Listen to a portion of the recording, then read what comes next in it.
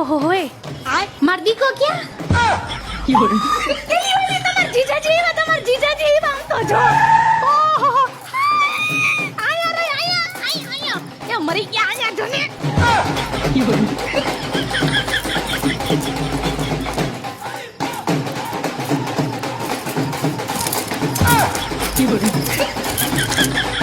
એકદમ રૂપારો હે તમાર જીજાજી આમ તો જો કઈ ન ઘટે એ ભગવાન થેન્ક યુ સો મચ મારા હોળ હોમવારના વ્રત ફેડા આઈ જે